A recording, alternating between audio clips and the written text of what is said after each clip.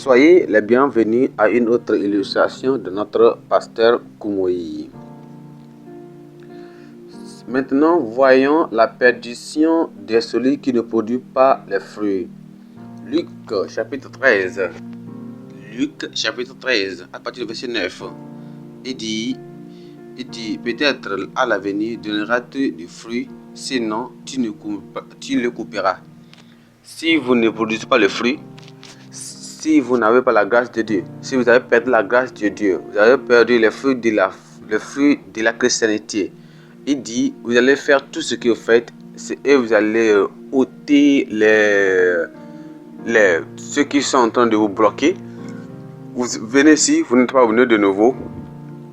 Vous venez à une église comme celle-ci et vous n'êtes pas né de nouveau et vous entendez la parole de Dieu parce que vous n'êtes pas né de nouveau, parce que chaque fois que vous écoutez la parole de Dieu, vous ne prenez pas le temps pour prier, vous ne prenez pas un moment pour pouvoir réfléchir, penser sur la parole de Dieu que vous avez écoutée. Vous voyez, faire part d'une église telle que vous l'êtes et vous n'êtes pas sanctifié et vous avez toujours des choses que vous n'avez pas dans votre vie.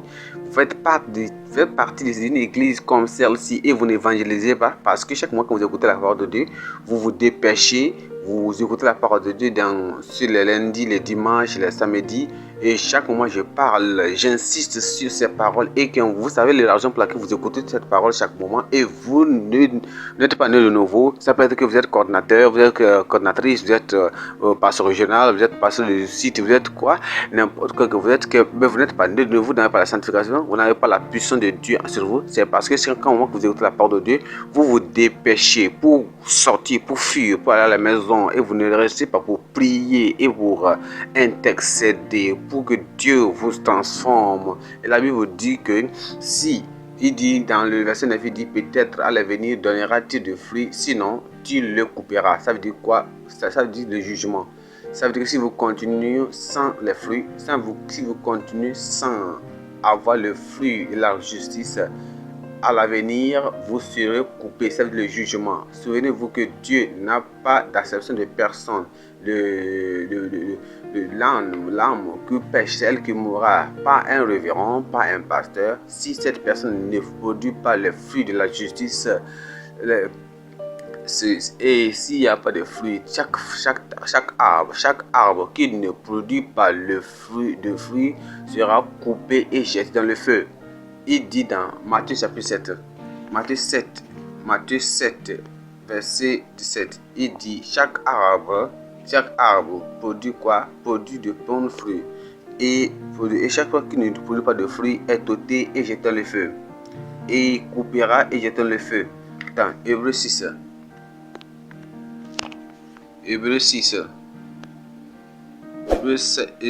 verset 7 à 8. Il dit, lorsqu'une terre est abreuvée par la pluie qui tombe souvent sur elle, et qu'elle produit une herbe utile assez pour qu'elle cultive, elle participe à la bénédiction de Dieu. Mais si elle produit des épines et des charbons, elle est reprouvée et près d'être maudite, et on finit par y mettre le feu. Je te pose cette question aujourd'hui. Est-ce que tu produis des fruits, les fruits de justice? Est-ce que tu as un changement de vie? Est-ce bien tu viens seulement à une telle église et chaque moment quand tu viens au lundi, tu viens le jeudi, tu viens le dimanche? Où est l'évidence? Tu écoutes beaucoup de paroles, de messages. Où est l'évidence de ce que tu écoutes? Vous savez, ici, tu vois, si certaines personnes vont écouter cette telle parole que tu as écoutées, ils seront sauvés, ils seront sanctifiés depuis.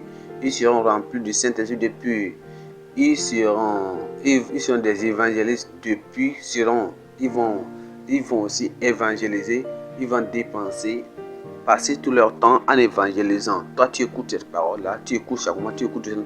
Ils vont penser un peu des choses terrestres. Ils vont penser plus des choses du ciel, des choses célestes, plus que les choses terrestres.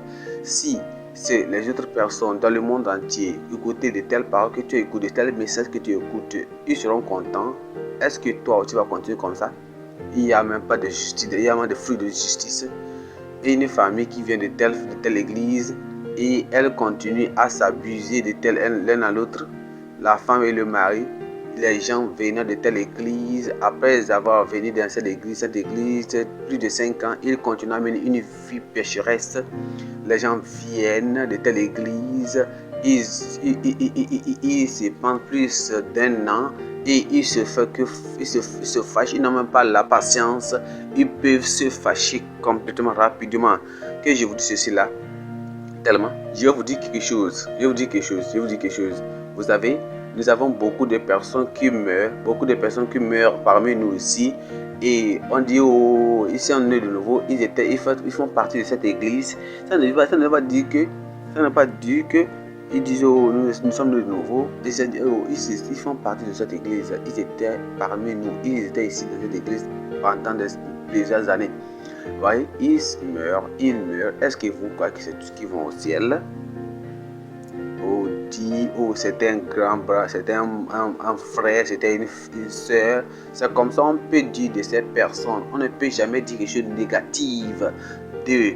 Mais c'est Dieu vraiment, c'est seulement Dieu qui sait vraiment s'il produisait des fruits. Si Dieu connaît ta vie, cherche, examine ta vie. Il dit, regarde, il dit, amène le Seigneur, appelle le Seigneur, et le Seigneur demande au Seigneur qu'il a gâté son dé. Ouais, il y a certaines personnes, il dit, les gens disent que hey, si le pasteur prêche comme ça, moi il va venir encore.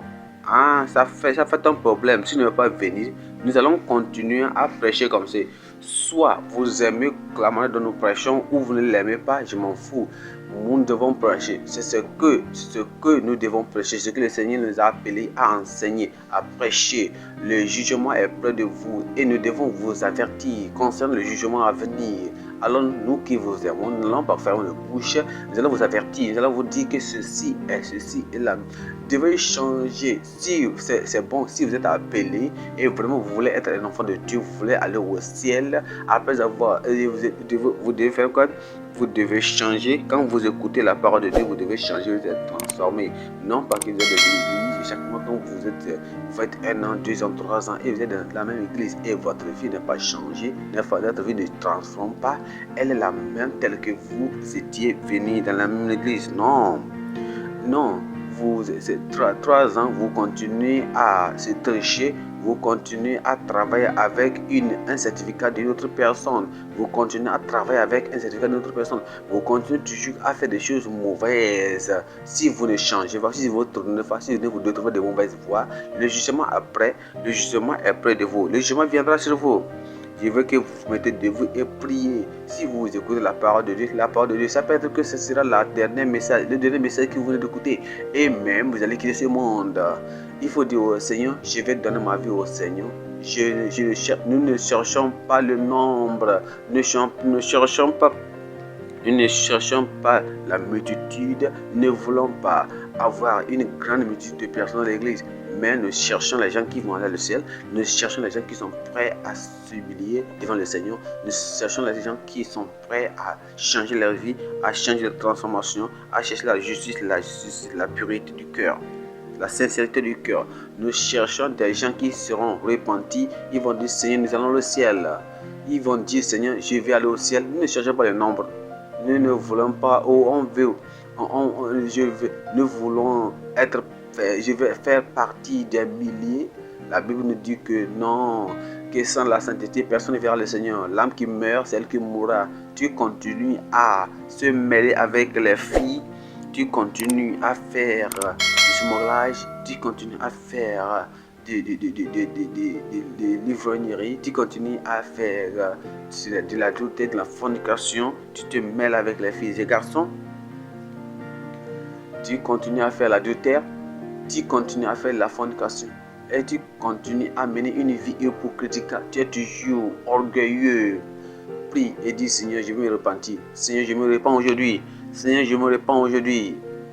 Il ne faut pas faire seulement partie du nombre. Il ne faut pas faire seulement partie de ce monde. Il dit, Seigneur, je suis plus fait part de ce monde. Je ne veux pas être part. Je ne veux seulement pas faire part de ce nombre, mais je vais être sauvé. Est-ce que vous produisez les fruits? Les fruits de la justice?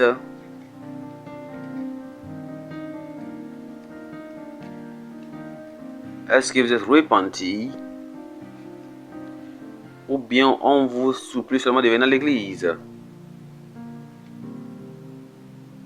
Vous faites seulement par nombre. Est-ce que vous avez une place dans le ciel? Est-ce que vous avez été appris par la main du Père lui-même? Ou bien vous venez à l'église à cause des choses matérielles, à cause des enfants, à cause de l'argent. Vous venez à l'église pour les voitures, pour le travail, pour le boulot. Que prophétierait un homme s'il gagnait tout le monde entier et perdait son âme? Qu'est-ce que l'homme donnera en échange de son âme? Est-ce que vous êtes endurci? Est-ce que vous êtes endurci? Est-ce que vous vous endurcissez? Que de telle enseigne que l'enseignement de la parole de Dieu ne fait rien de votre vie, ne transforme, ne vous perce pas. Maintenant, vous êtes devenu maintenant usé de cette parole. Et chaque fois qu'on prêche la parole de Dieu, vous vous dépêchez de partir. Toutes ces années que vous passez là, il n'y a pas de salut. Toutes ces années-là, pas de sanctification. Toutes ces années que vous avez passées sans le baptême du Saint-Esprit. Toutes ces années-là sans changement de vie.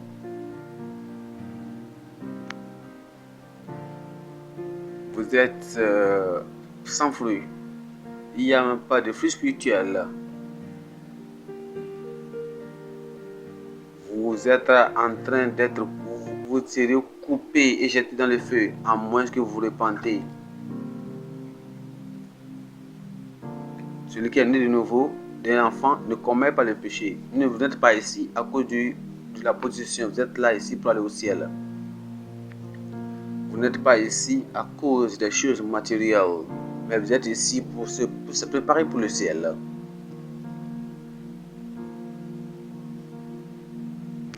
Vous n'êtes pas ici pour seulement faire part d'une dénomination. Vous êtes là ici pour se préparer pour aller au ciel.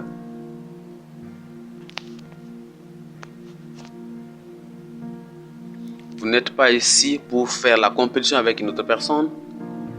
Ils disent ce qu'ils font, moi je peux le faire. Ce n'est pas la raison pour laquelle vous êtes ici. Vous êtes ici pour se préparer pour le ciel. Vous n'êtes pas ici pour parler, de faire la calomnie. Vous n'êtes pas ici pour construire une organisation. Vous êtes ici pour se préparer pour le ciel. Vous n'êtes pas ici pour amener l'église et l'argent à l'église. On n'a pas besoin de ça. Vous êtes ici à se préparer pour le ciel. Alors, il ne faut pas dire que moi, je m'enterre sur le business pour donner une grande somme à l'église. C'est pas la raison pour laquelle Dieu t'a amené ici. Il t'a amené ici pour que tu saches que tu es un pécheur. Il t'a amené ici pour que tu saches que tu dois te préparer pour le ciel. Sois prêt. Parce qu'il y a une hache sous chaque arbre, et chaque arbre qui ne produit pas de fruits sera coupé et jeté dans le feu. Le jugement de Dieu est proche. À moins que vous vous repentez, vous serez tous de telle manière périr.